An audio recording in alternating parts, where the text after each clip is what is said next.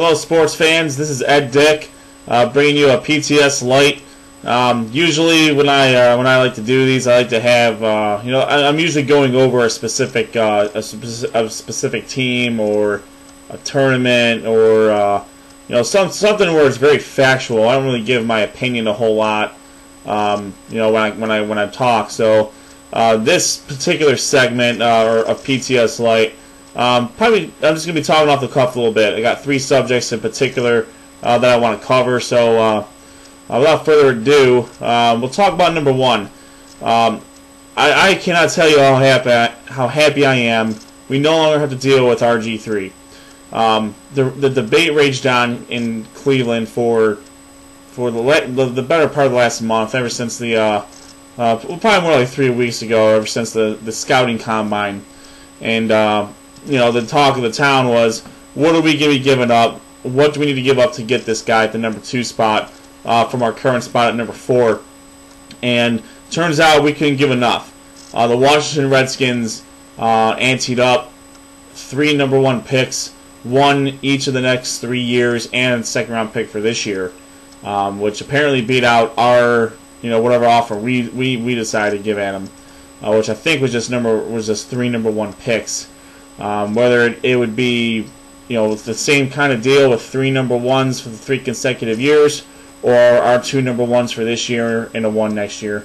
However it shook out, the Browns did not get the rights to the number 2 pick overall from the St. Louis Rams, and as it stands, we're at number 4. Quite frankly, I'm thrilled with this maneuver because we have a lot more holes to fill than just quarterback position. We draft someone like RG3 with no talent, with less than ideal talent around him. He's going to sputter for the first couple of years, and before you know it, we could have another Tim Couch on our hands. And that might not happen because RG3 is much more athletic than Tim Couch, has a lot more speed. He can probably evade tacklers a lot easier than Tim Couch could. But you don't want to put the kid, a Heisman Trophy winner in a position where he cannot succeed from the very start. And have he come here with the next couple of years bearing of our number 1 pick or our first round picks, that would not have helped us out at all. So to me, I'm extremely happy that we weren't able to make the trade, and we can fill holes now.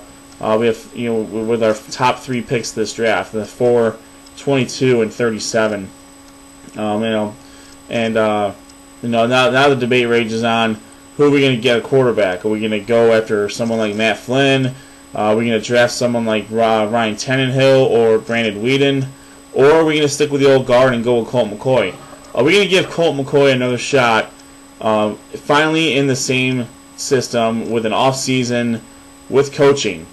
You can do all these Camp Colts and all these team activities all you want in the off-season like they had to during the lockout last year, but ultimately it takes a full off-season for a rookie to come in, or not a rookie, or for a rookie head coach like the Browns had last year, and it would turn into be a second-year quarterback in Colt McCoy, who's learning a completely different system from when he ran under with Eric Mangini. So, it's to me, I'm on record as saying I want number 4 at the number 4 pick. I want Justin Blackmon, and I'm not wavering from that. We get Justin Blackmon, and we sign a receiver in the offseason. Let's bolster up that receiving core and give Colt McCoy a puncher's chance to make some plays downfield. So, that's kind of where I stand with the whole quarterback situation, draft situation, and RG3 situation. From what I understand, he's a great kid, tremendous talent, obviously, but he's not going to be playing for the Browns. So I have nothing more to say about him. So, good luck with the Washington Redskins, and I guess we'll see you guys this year, and hopefully one of our top 10 defense will find a way to shut you down. Now, second topic, NCAA tournament. Looking at the brackets and the snubs and whatnot, I'm not in a big outrage about who got snubbed and who didn't. Not this year, at least. As I said, 11 schools from non-power conferences got at-large bids. So I mean that's higher than you usually see. Now, mind you, a couple of those are included into the playing game, like Iona and Brigham Young. But never, outside of that fact, though, you got teams. The Mountain West Conference got, or I'm sorry, the West Coast Conference got 3 teams in with BYU, Gonzaga, and St. Mary's. Traditionally a pretty strong conference. But it's usually just St. Mary's and Gonzaga, but they're able to get BYU in there as well. So, that's good for that conference. The Colonial Athletic Conference gets a couple teams in usually as well. Really my main gripe about the tournament this year is just the seeding of it. Truth be told, they actually got the seeding right this year. The overall number 1 seed is the Kentucky Wildcats. And I'm looking at their bracket, and to me, they have, in my mind, the easiest path to the Final Four, as they should, because they are in fact the number 1 overall seed. Let's turn back the clocks last year, when Ohio State was the number 1 seed, and in their region they had Syracuse, North Carolina, and Kentucky. 1, 2, 3, 4. The problem I have with that is that was definitely not the easiest way to get to the Final Four, and obviously Ohio State was bounced by Kentucky in the Sweet 16. Interesting fact, though, those 3 teams, Syracuse, North Carolina, and Kentucky, while none of which won their conference tournaments this year, are all number 1 seeds. So that gives you an idea of what exactly Ohio State had to go through last year to even get out of their own region, which they didn't do. Fast forward to this year, those 3 teams are all now number 1 seeds. Ohio State is a very, very good number 2 seed.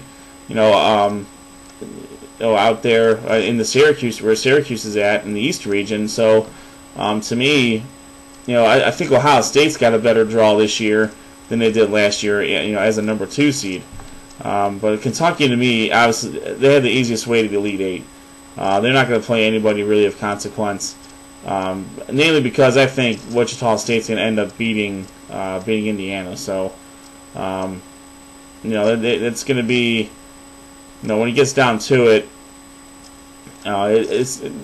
Kentucky's not going to see anybody until they play Duke. And then that'll be a pretty good game, and we'll see where it goes from there. But my main gripe is you got 2 of the preeminent mid-major teams in the tournament. Number 12 ranked seeded VCU taking on number 5 Wichita State. Why in the world the committee would decide to put 2 teams from non-power conferences against one another is completely beyond me. This is exactly like Boise State playing TCU in the BCS last year, or 2 years ago, when that happened. The point that these big schools, that these mid-majors or non-power conference teams want to make is that they can play with the big boys. They play enough of one another to kind of see where they stand, and they play schools of like size and of like quality. Why put them to any game against one another? You're taking 2 of the best stories, if nothing else. One of those teams is going to lose in their first game. VCU had to play a playing game last year to get all the way to the Final Four. Wichita State's been one of the best mid-majors in college basketball this year. So the fact that they have to face each other in the first round is really just a bad call on the part of the committee. I just don't understand why you want to put your 2 mid-majors against one another instead of stacking them against a big like a Big Ten, like the 5th best team out of the Big Ten, or maybe the 3rd best team out of the Big East. Put these guys up against power conference teams, because they can't run away. They can't avoid them like they do in the regular season. A lot of these big schools, they want nothing to do with these mid-major schools, especially ones that are good, because they won't do a home-and-home with them. They won't travel to their home court. You're not going to see in North Carolina, travel to a team that holds 4,000 or 5,000 people in the stands. They just won't do that. To them, that's beneath them. You put them in a tournament setting, though, they have no choice but to play a Drexel, who's not in the tournament, but a pretty tough team nonetheless. They have to play a Gonzaga, St. Mary's, VCU, You know, name them down the line. Wichita State, Creighton. They have to play these guys at some point in time. And, you know, as we found out with Davidson a couple years ago, Butler the last 2 years, VCU last year, you know, these teams can compete, at least for one game, against the big boys. And this tournament is what it's all about. It's about getting that one chance, that one opportunity to say, you know what, we're going to take this down. We only have to beat them one time. If they play us 100 times and we lose 99 of them, as long as that one's during this tournament, that's all that matters.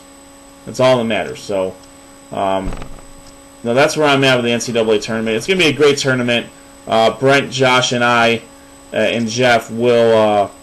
Rob. Wow, I was a little tired here. It's pretty late when I'm recording this, so my eyes probably aren't very open. It might look like I'm stoned, but that's not the case. Anyways, you know, Brent, Josh, and Rob and myself will be filling out brackets, and we'll have a PTS Lite talking about our brackets as well coming up here soon. Last but not least, I'm running a little long here, but I want to give a big congratulations to the Medina Bees basketball team, boys basketball team, for winning the Copley District. As you well know, I predicted Brunswick to win that district over Stowe. Turns out Stowe and Brunswick didn't even play for the championship because both teams didn't make it to the championship. Brunswick was defeated by Medina. Medina had a pretty good run. You know, they defeated Wadsworth and they got past Brunswick. Big key, 6'9", Kenny Kaminsky, senior, Michigan State recruit, was out all year, you know, with a torn ligament, and he's healthy enough to come back for the playoffs, and you can see the difference. This is the team that had won 5 games in the regular season. They have matched that total in the tournament play, and they're on such a roll right now. You can't. It's going to be hard to bet against them, you know, especially when they have a big stud like Kenny Kaminsky coming back, a proven coach in Anthony Stacy, who's a local legend over at Grafton Midview, later at Bowling Green, and then overseas. So, you know, you have a stud player and a great coach, and just a team that's really molding and coming into their own. So, it's going to be exciting to see Medina play in the regionals this year coming up this week. And as a Medina County team, just like Brunswick and Wadsworth, and you know, the others are Highland, Black River, Cloverleaf, Buckeye. I want to say on behalf of Primetime Sports, good luck to the Medina Bees as they progress through the tournament. They are in the Sweet 16, and you know, we give them all our support here from Brunswick and Wadsworth. As much as that hurts us to say that, but Medina did defeat both of us on the way to get there, so it's not like we didn't have a shot. So congratulations and good luck. So that was it. I hope you guys enjoyed it. We'll be back later this week with our Primetime Sports Lights NCAA tournaments, and we'll get that up and running, and we'll see who comes out on top. More importantly, we'll see who comes up on the losing end, because we'll have something fun planned for the loser of the ultimate tournament between the 4 of us. So you guys know where to find us. We're on YouTube, Primetime Sports TV. We are on Facebook. We are on Twitter, PTS for Cleveland. Email us at primetimesportstv@gmail.com. Check out our website, www.primetimesportstv.com. Thank you very much, and we'll catch you next time around.